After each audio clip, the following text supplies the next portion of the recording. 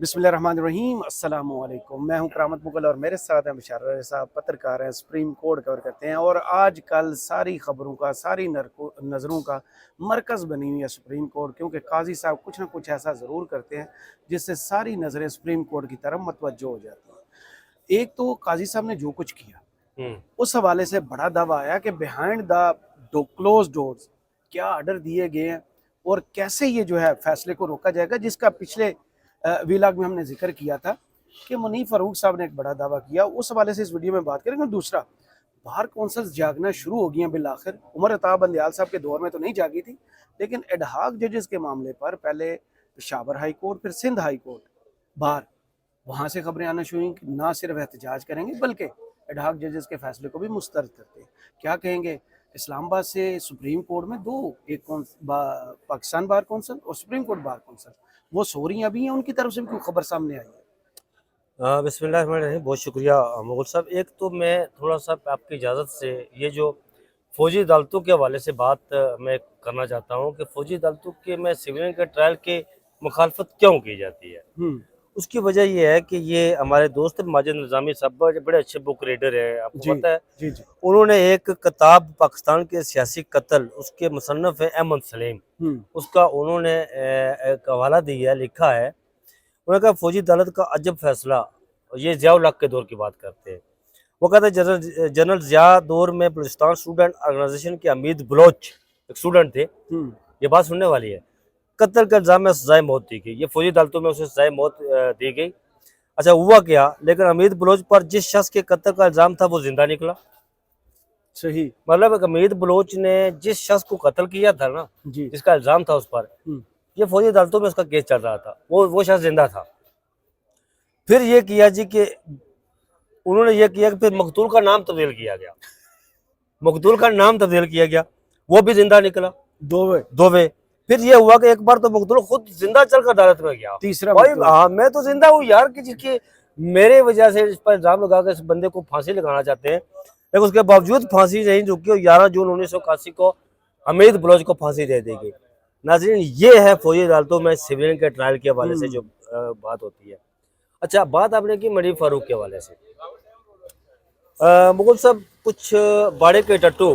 अच्छा, बाड़े के टट्टू ये लफ्ज़ खालतन लखनवी लफ्ज़ है और ये लफ्ज़ ज़्यादातर आपको उस दौर के जो लेखक है, लखारी है, वो मुसन्नफ़ नहीं, मुसन्नफ़ नहीं कह सकते आप उन्हें, जो लखारी उस दौर के हैं वो ये लफ्ज़ ज़्यादा इस्तेमाल किया करते थे। मतलब देवगन सिंह मफ्तून ने एक लफ्ज़ लिखा हुआ चावड़ी। अब चावड़ी बाजार से मुराद जो है, अब वो ज़माना जब बदलता है तो बहुत सारी नई चीज़ें बदल जाती है। चावड़ी फिर वो हीरा मंडी में तब्दील हुआ।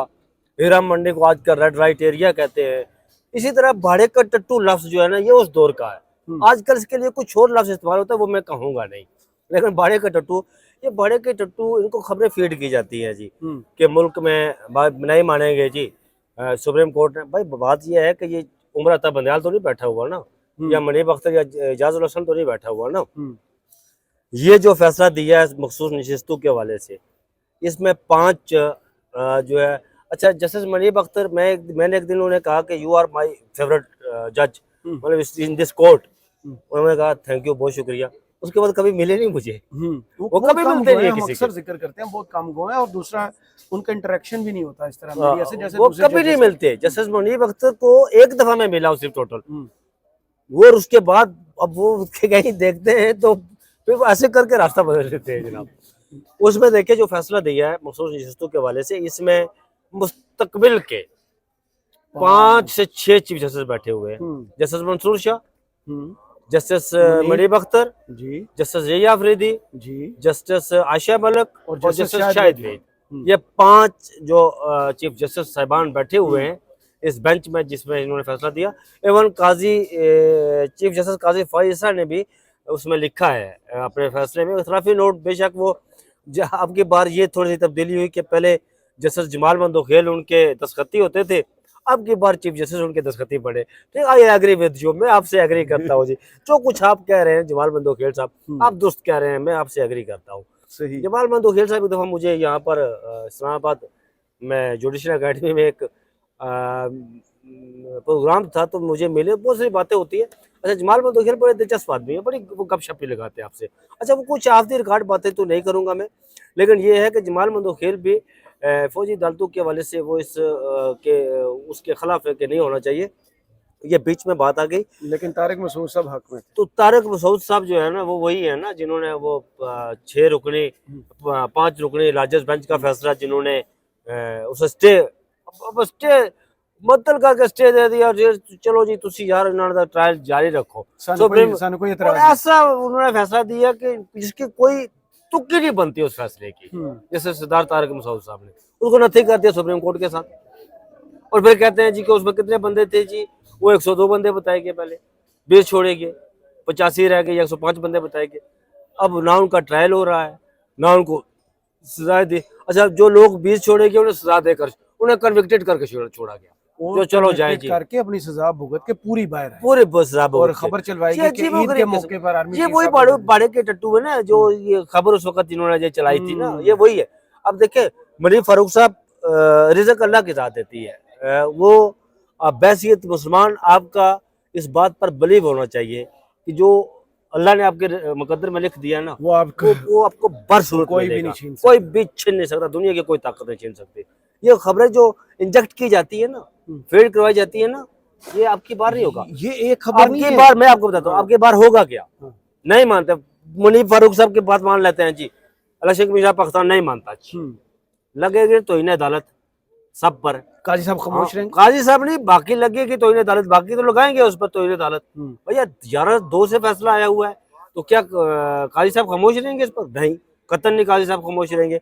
बेशक काजी साहब जो है ना, वो अकलियत में आए हैं और अकलियत है उनके पास, लेकिन वो ब्रदर जजेस के साथ खड़े होंगे यार। काजी साहब ना ये अपने मुंह पर काले कमाल कर नहीं जाएंगे काजी साहब। मतलब देखे, जो 13 जनवरी को जो उन्होंने फैसला दिया था, अभी तक उसकी वो सफाइयां पेश कर रहे हैं।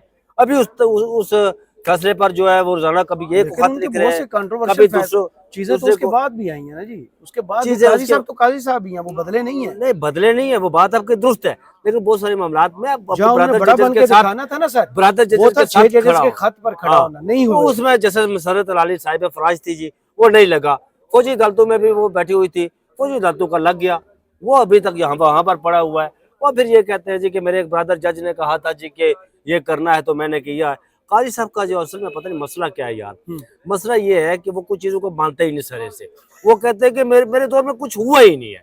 वो कहते हैं जैसे वो कहते हैं जी कि मेरे दौर में मुदाखलत नहीं हुई, और वो डंके की चोट पर कहते हैं मेरे दौर में मुदाखलत नहीं हुई। और उनके सामने फिर मोहम्मद अब्बास साहब ने, अच्छा इसको नहीं मानते वो, फिर उनके सामने जब केस जाता है ह्यूमन राइट्स की वायलेशन का, वो कहते हैं जनाब कि ये हमारे पास फाइल नहीं पड़ी हुई है, हम इसको मानते ही नहीं है, हमारे पास जो फाइल पड़ी है टैक्स की उस पर बात करें, ये नहीं मानते हम।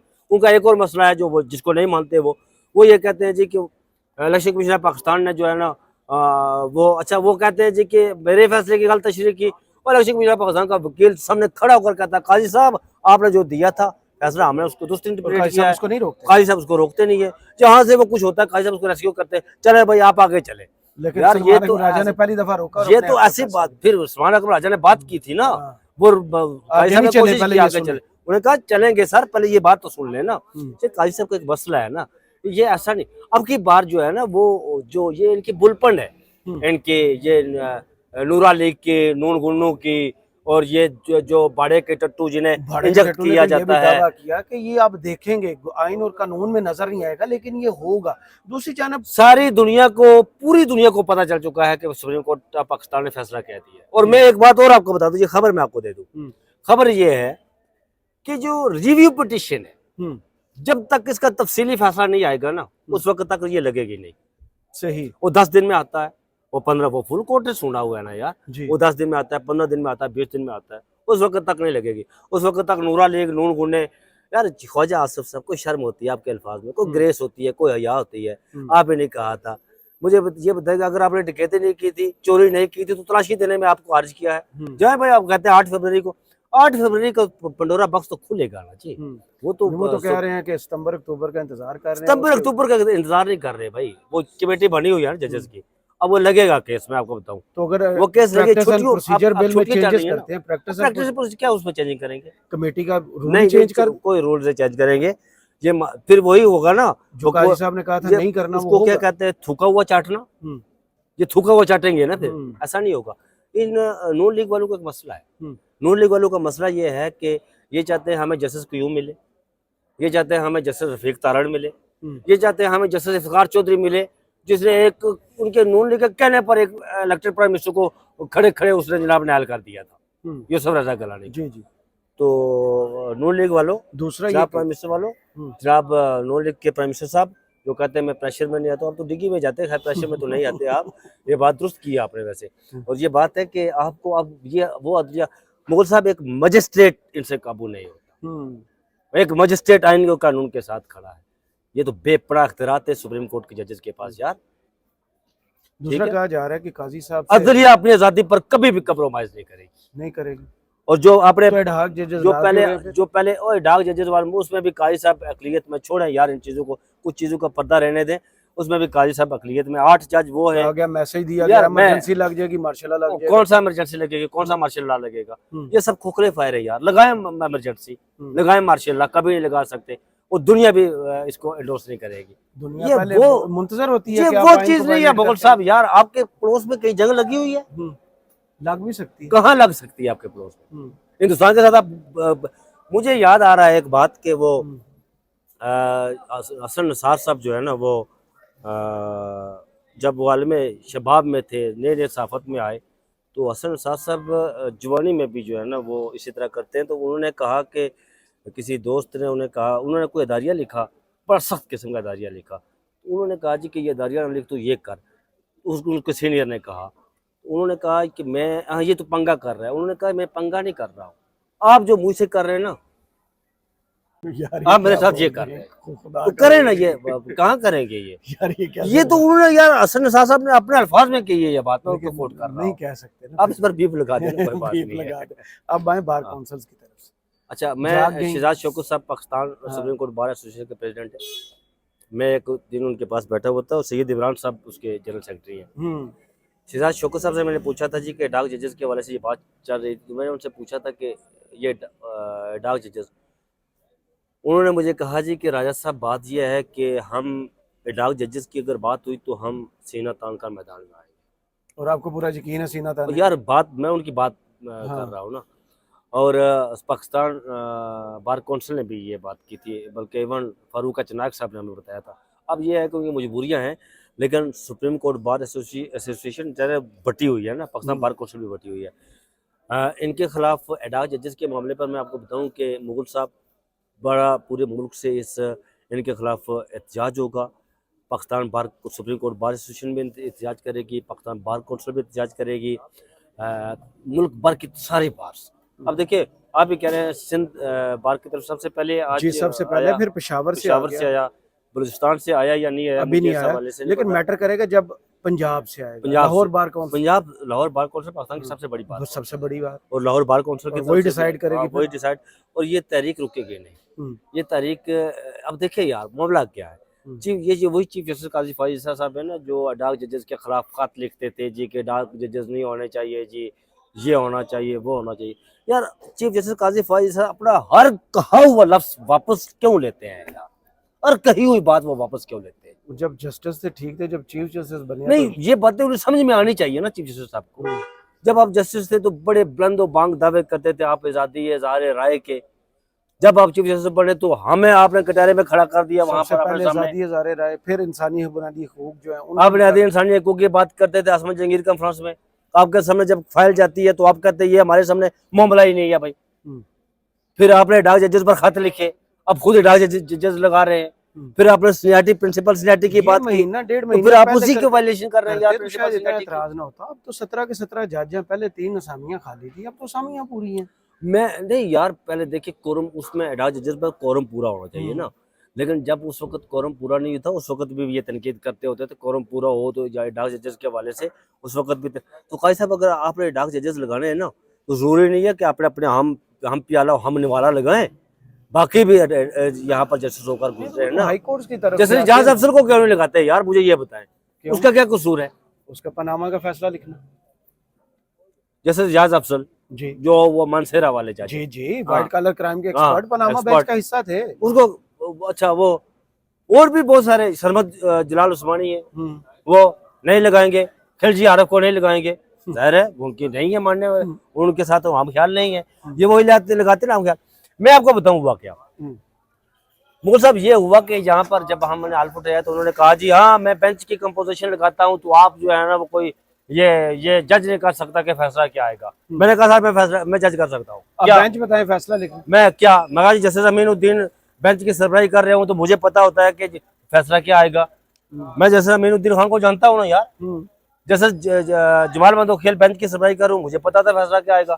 आप खुद बेंच में चैलेंज उनको देना चाहिए था जस्टिस याह्या अफरीदी का। आप खुद बेंच में बैठे हुए हूँ तो हमें पता होता है फैसला क्या आएगा। सही। और ये कौन सी बात है कि बेंच की कंपोजिशन होता है तो फैसला नहीं आता यार। हर वो काम जो ये चीफ जस्टिस उमर अता बंदयाल के दौर में, जस्टिस गुलजार के दौर में जो तनकीद करते थे, जो जिन कामों से ये मना करते थे, हर वो काम चीफ जस्टिस साहब खुद कर रहे हैं और ये कह रहे हैं चीफ जस्टिस साहब। मुझे समझ नहीं आई यार, एक जिंदा ज़मीर आदमी, एक जिंदा ज़मीर शख्स ये कैसे कर सकता है यार, कैसे कर सकता है ये काम। भाई साहब तो छुट्टी पर गए थे, अचानक कहाँ से नमोदार हुए कल रात 12 बजे? वो चैम्बर वर्क कर रहे थे, चैम्बर वर्क इसी पर कर रहे थे कि मैंने फलां फलां फलां फलां नमूने ढूंढ के लाने। अच्छा मैं सोच रहा था, मुझे किसी ने पूछा तो मैंने कहा कि चीफ जस्टिस काजी फाजिल साहब ये सोच रहे हैं कि यार मैं कहाँ इस्तेमाल हुआ, किन के खिलाफ इस्तेमाल हुआ, क्यों इस्तेमाल की आग में जल रहे। हाँ, इस पर शायद वो गौर फिक्र कर रहे हैं और शायद अपना इजहार भी कर दें किसी केस की समाअत के दौरान। लेकिन वो हमें पता चला वो तो जज ढूंढ रहे थे, हीरे ढूंढ रहे थे कि मैंने कौन कौन से हीरे लगाने हैं। अब हीरे देखे उनके माल हीरे लगाए उन्होंने जनाब, जिनके नाम दिए हैं। क्या ही बात है मुगल साहब। एक पहले वीलाग में आपने मुझसे जिक्र किया था बैन वाले। जी आखिर में क्लोजिंग रिमार्क्स वही। मुगल साहब पाकिस्तान तहरीक इंसाफ, मैं आज अपने टीवी प्रोग्राम में भी ये बात कह के आया हूँ जी। अगर ये हमाकत की नून लीग वालों ने, पीपल्स पार्टी वालों ने या दिगर उनके एफिलेटेड जितने जमाते हैं, अगर इन्होंने ये हमाकत की, सुप्रीम कोर्ट में रेफरेंस भेजा ममनुआ फंडिंग केस में जस्टिस अतरमिल्ला और जस्टिस बाबर सत्तार के रिमार्क्स से कि ये 70 की दाई नहीं है कि आप किसी सियासी जमात पर पाबंदी लगा दें। सुप्रीम कोर्ट में इनको ये साबित करना पड़ेगा कि सैफर क्या है, खोलना पड़ेगा सैफर, जिसे बरियत दे चुकी है पहले ही इस्लामाबाद हाई कोर्ट। 9 मई को बेस बनाकर जा रहे हैं, 9 मई को जिसका अदालत सबूत मांगती है, इनके पास सबूत है ही कोई नहीं। प्रोसिक्यूशन इनके पास है, वो कहते हैं सबूत मांगती है अदालतें, तो ये कहते हैं कि हमारे पास सबूत ही नहीं है जी। अदालत पूछती है ये कैमरे के साथ तो कोई सीसीटीवी फुटेज लाओ, उन्होंने कहा कैमरे टूट गए, हमारे पास कैमरे नहीं है। अदालतें कहती है जनाब कि किसी जो जांच कर रहा था उसके पास से कोई रॉकेट लॉन्चर, कोई बम, कोई उसने बंदे को मारा नहीं जी, ना रॉकेट लॉन्चर बरामद हुआ ना बंदे को मारा। अदालत पूछी है सबूत, वो कहते हैं जी लाहौर का पुलिस वाला। अच्छा पूरे पाकिस्तान में उन्होंने पुलिस को गवाह बनाया हुआ है। अच्छा फिर दिलचस्प बात, वो कुआ पिंडी में होता है, गोवा लाहौर का होता है पुलिस वाला।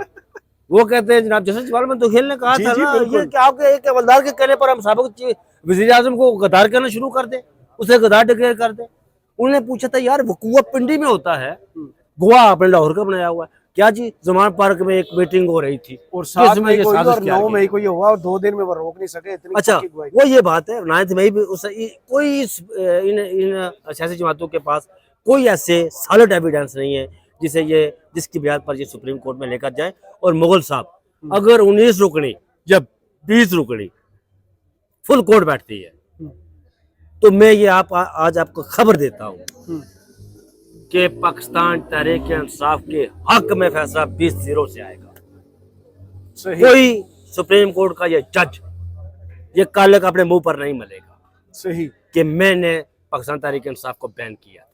ये कालक इनके हिस्से में आएगी नून लीग, और मेरे ख्याल में आई थिंक सो ये करेंगे भी नहीं। अगर इन्होंने किया तो ये कालक अपने मुंह पर मलेगा। सही, बहुत बढ़ के लगा रहे हैं, अभी तक अमली जो है उस तरफ नहीं जा रहे। बहुत शुक्रिया बिशारत साहब के वक्त का। कमेंट्स बॉक्स में जरूर बताइएगा वीडियो आपको कैसी लगी। इजाजत दीजिए, अल्लाह हाफिज़।